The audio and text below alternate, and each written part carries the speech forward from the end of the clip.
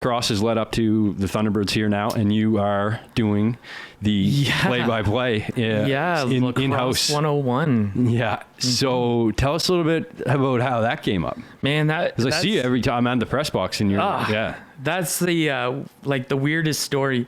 So it was like maybe 2 or 3 days before the inter-squad game. Yep. And I get a text from my coach in Six Nations, coach of the Six Nations Snipers, Darcy Palace, great guy. And he goes, very famous lacrosse name, Palace. Wow, yeah. I mean, very true. And he's a great. I'm sure you'll see him in the NLL soon. Like, I mean, he's a great coach. Yeah, so he texted me and he was like, "Yeah, you know, I remember you still interested in working for the Thunderbirds." And I don't know if he means in an emergency goalie capacity. I don't know if he means like what. Sitting in the crowd waiting to go in. Yeah, but I was just like, "Yup, yeah, I don't care. Like, what position? Yeah, sign me up. Let's go." And then so I get to the next text message I get is Kurt Stiers, and I'm just like freaking out a little bit, man. You know, and it was I saw you, not to cut you off, but I saw you the home opener, and was it the purple and orange game where you went out to dinner with them? Yeah, the purple and orange game. So I saw you that night and looked great in the suit. Thanks, brother.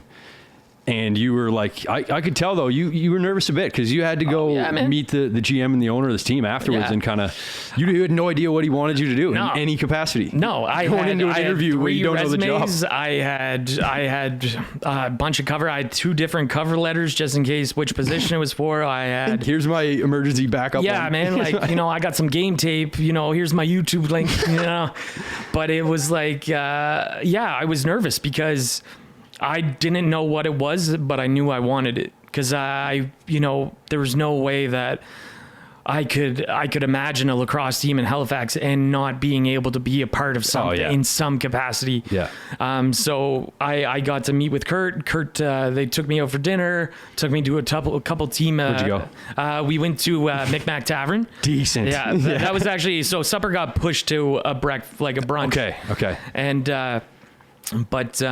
that place is legit. Oh, Micmac, you gotta love that. Yeah. And of course, you know, they're not as you know, they're not as used to the seafood as we are. So the boys were getting the steak and lobsters, and you know, there was no dime spared on that brunch. I assure you.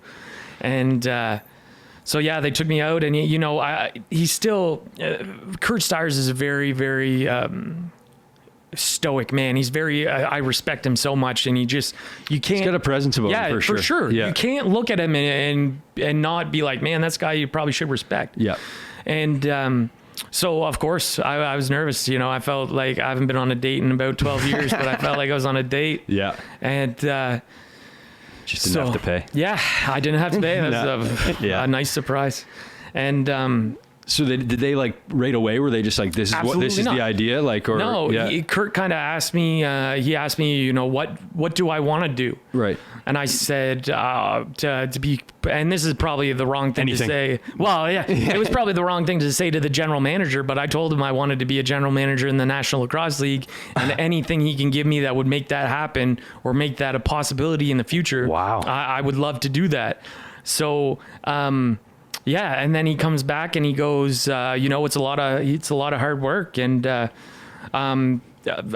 believe it. I know it is. Like I am, but you know, it's something that you know, when you love it. I do this anyways. I watch game tape all the time. I you know, when it's in your blood, it's you love it. It's you know, it's not so bad when it's something you love, right? So and then they kind of were like, oh, by the way, you're gonna do the Lacrosse 101 broadcasts.